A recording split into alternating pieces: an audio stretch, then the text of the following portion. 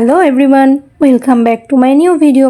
আশা করছি তোমরা সবাই খুব ভালো আছো, আমিও খুব ভালো আছি। আজ হচ্ছে 1 এপ্রিল 2026, মানে বুধবার। আর এখন বাজে ওই বেলা 12টা মতো। আর এইটা কোন জায়গা তোমরা দেখে কি গেস করতে পারছো? যদি পারো অবশ্যই কমেন্টে জানিও।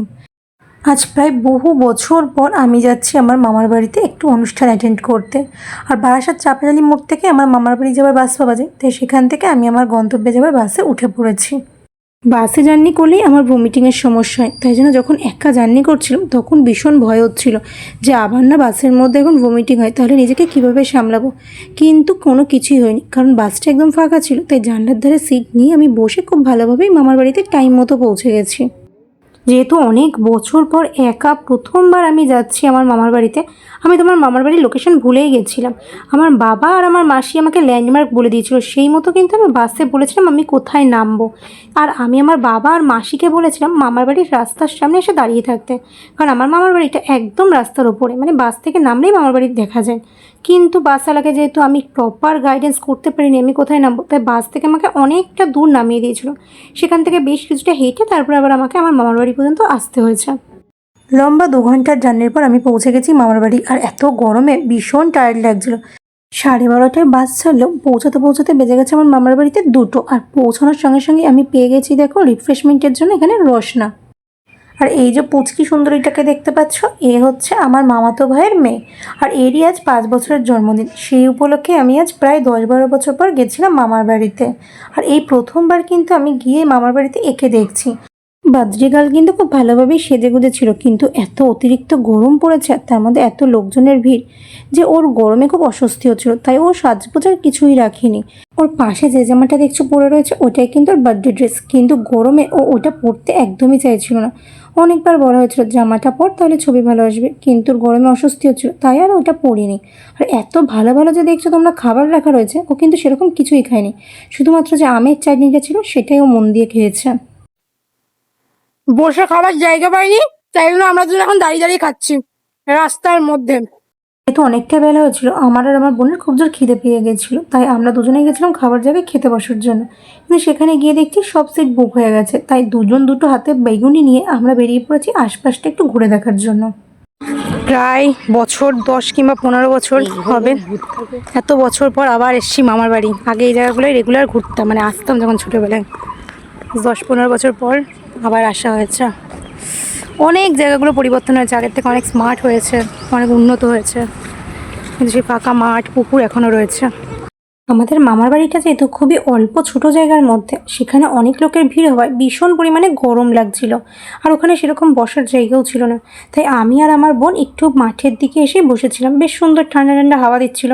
আর ঠিক তখনই আমার আরও এক বোন, মানে আমার মেজো মাসির ছোটো মেয়ে, সেও চলে এসেছিলো আমাদের সাথে গল্প করার জন্য।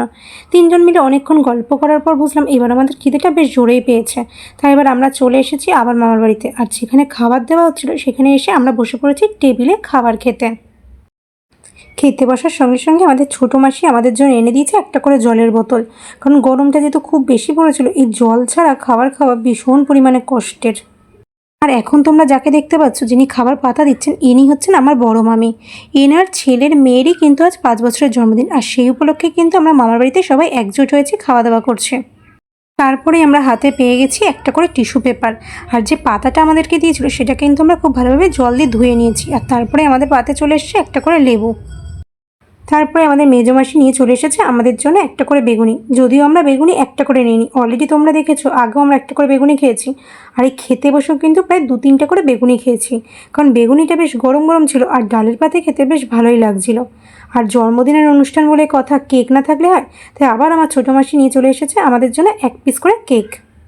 আমার তো ক্রিম কেক খেতে একদমই ভালো লাগে না, একমাত্র চকলেট কেক হলে আমি একটু বেশি খাই, তাই জন্য বেশি কেক আমি নিইনি, একদম অল্প কেক নিয়েছিলাম। আর যে কেকের ক্রিমটা ছিল সেটা আমি আমার বোনকেই দিয়ে দিয়েছিলাম।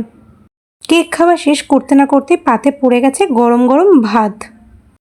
তারপরে সেই ভাত দেখো আমি ভাগ করে নিয়েছি, আর একদিকের ভাগের ভাতে আমাকে দিয়ে দিয়েছে কিন্তু মাছের মাথা দেওয়ার ডাল। আর এই ডাল তার সাথে লেবু মেখে বেগুনি দিয়ে খেতে যে কী ভালো লাগছিল কি বলবো, ভীষণ টেস্ট লাগছিলো এই ডালটা খেতে কিন্তু। ডাল ভাত খাওয়া শেষ করতে না করতে পাতে পড়ে গেছিল সর্ষে কাতলা। আর এই সর্ষে কাতলাটা খেতেও ভীষণ ভালো হয়েছিল, একদম হালকা পাতলা, খুব বেশি ঝাল না, আর একদম হালকা মশলায় রান্নাটা হয়েছিল। আর মাছটা খেতেও সত্যিই খুব ভালো ছিল। আমার যেহেতু পেটির পিস খেতে খুব একটা ভালো লাগে না, দাগার পিস খেতে আমি বেশি ভালোবাসি, তাই যখন মাসি আমাকে মাছ দিতে এসেছিলো তখন আমি বলেই দিয়েছিলাম যে আমাকে কিন্তু পেটির পিস দিও না, দাগার পিস দাও। আর সেই ভেবেই কিন্তু মাসি আমাকে একটা সুন্দর বড় দেখে দাগার পিস দিয়ে দিয়েছিল খাওয়ার জন্য। আর দেখো, খাওয়া অলরেডি প্রায় শেষের পথে। এখন চলে এসছে আমাদের সামনে স্যালাড। স্যালাডটা ছিল শসা, পেঁয়াজ, লেবু, এগুলোই। আর আমরা 3 বোন যেহেতু একসাথে খেতে বসেছিলাম, তাই জন্য আমরা খাচ্ছিলাম কম, হাসছিলাম বেশি, মানে সারাক্ষণ ছেপলে গেছি না খাবার খেয়ে। মাছের তরকারি দিয়ে ভাত খেতে না খেতেই পাতে পড়ে গেছে বেশ সুন্দর লাল লাল ঝাল ঝাল চিকেন কষা। আর এই চিকেন কষাটা খেতেও মারাত্মক সুন্দর হয়েছিল। তবে হ্যাঁ, আমার চিকেন একটু আলু হলে বেশি ভালো লাগে, তবে আলু ছাড়া এই চিকেন কষাটা খেতে কিন্তু বেশ ভালোই লাগছিল। আর এদিকে আমি এখনও চিকেন দিয়ে ভাত মেখে খাওয়াই শেষ করতে পারলাম না, তার মধ্যেই দেখো আবার পাতে পড়ে গেছে আমের চাটনি। যদিও খুব বেশি আমি আমের চাটনি নিইনি, একদম অল্পই নিয়েছিলাম। তবে লাস্ট জানে তো খুব আফসোস হচ্ছিলো, কারণ আমের চাটনিটা খেতে ভীষণ সুন্দর হয়েছিল, আর একটু নিলে ভালোই হতো। চাটনির পর পাতে কিন্তু পড়ে গেছে পাঁপড়। আর এই পাঁপড়ের সাথে চাটনি ডিপ করে খেতে তো আমার ভালোই লাগে। আর সব শেষে আছে দেখো একটা করে আইসক্রিম, তার সাথে হাজমলা। তারপরে দেখো পাতে পড়ে গেছে মিষ্টি, মানে রসগোল্লা। আর জন্মদিন যেটা ছাড়া অসম্পূর্ণ, পায়েস। যদিও মিষ্টি বা পায়েস কোনোটাই আমি নিইনি, কারণ শেষ পাতে মিষ্টি খেতে আমার একদমই ভালো লাগে না। আমার বোন নিয়েছিল, ওর পাত থেকেই আমি একটা ভিডিও করে রেখেছিলাম। আর আমি মনে হয় এই অনুষ্ঠান বাড়িতে গিয়ে ভাত কম খেয়েছি, লেবু বেশি খেয়েছি। এক পাতে দেখো 4খানা লেবুর টুকরো। আসলে ডালের পাতে, মাংসের পাতে আমার লেবু দিয়ে খেতে ভীষণ ভালো লাগে। তবে লেবুগুলো যেহেতু সেরকম বেশি রস ছিল না, তাই আমি 4 পিস লেবুই নিয়েছিলাম। তাই লেবুগুলো মেখে ভাত, ডাল বলো বা চিকেনের ঝোলে মেখে খেতে বেশ ভালোই লেগেছিল। আমরা যে টেবিলটা খেতে বসেছিলাম সেখানে আমার সাথে আমার 2 বোন ছিল, তার সাথে আরও 2জন কিন্তু খেতে বসেছিল। সবার খাওয়া দাওয়া কমপ্লিট হয়ে গেছে, সবাই উঠে গেছে, আর আমি দেখো এখনও বসে খেয়ে যাচ্ছি একা একা। মাসিদেরকে বলে বলে কিন্তু আমরা দেখে দেখে চিকেনের লেগ পিসগুলো বা হাড়ের পিসই নিয়েছিলাম। আর আমি চিকেনের লেগ পিস বা হাড়ের পিস না চিবিয়ে খেলে ঠিক শান্তি পাই না, তাই ধীরে সুস্থে বসে বসে মাংসর হাড়গুলোকে চিবিয়ে চিবিয়ে খাচ্ছিলাম। আর সবাই উঠে গেছে, আর আমাকে সবাই বলছে তুই ধীরে সুস্থে খা, তোর কোনো তাড়া নেই, তুই না হয় পরের ব্যাচে বসে থাকবি আমাদের সঙ্গে। আর ওদের ওই কথাগুলো শুনে আমি আরও দেখো বেশি হাসছি। অনেকটা টাইম নিয়ে বসে শান্তি করে চিকেনের হাড়গুলো তো চিবিয়ে খেলাম। এবার পালা হচ্ছে এই চাটনির মধ্যে পাঁপড় ডিপ করে খাবার, যেটা না খেলে আমার তো অনুষ্ঠান বাড়ির খাওয়া বলে মনেই হয় না।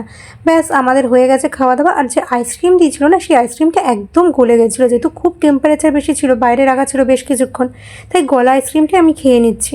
তবে জানো তো, আমার আইসক্রিম খেতে একদম ভালো লাগে না, কারণ ওই ঠান্ডা খেলে আমার খুব প্রবলেম হয় দাঁতে। যেহেতু আইসক্রিমটা বেশ কিছুক্ষণ রুম টেম্পারেচারে ছিল, তাই আমি খেয়েছিলাম। খাওয়া দাওয়া কমপ্লিট করে আমরা 4 মাসতুতো বোন আবারও চলে এসেছিলাম সেই মাঠের ওখানে বসে একটু নিজেদের মতো করে টাইম স্পেন্ড করার জন্য। আর এত রিচ খাওয়া হয়েছে এই গরমে যে সবারই শরীরটা খুব আইডাই করছিল, তাই জন্য আমার মেজো মাসির বড় মেয়ে আমাদের সবাইকে থামস আপ খাইয়েছিল। যদিও আমি আগেই বললাম আমি ঠান্ডা থামস আপ আইসক্রিম কিছুই খাই না, তাই 1 গ্লাস ভর্তি থামস আপ নিলেও আমি কিন্তু পুরোটা শেষ করিনি, ঠিক 2 সিপি নিয়েছিলাম ভিডিও করার জন্য।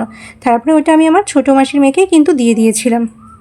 ছোটোবেলায় সামার ভ্যাকেশনে হোক কিংবা স্কুলের ফাইনাল এক্সাম শেষ হওয়ার পর আমি কিন্তু বেশিরভাগ সময় আমি আমার মেজো মাসির বাড়িতে চলে যেতাম।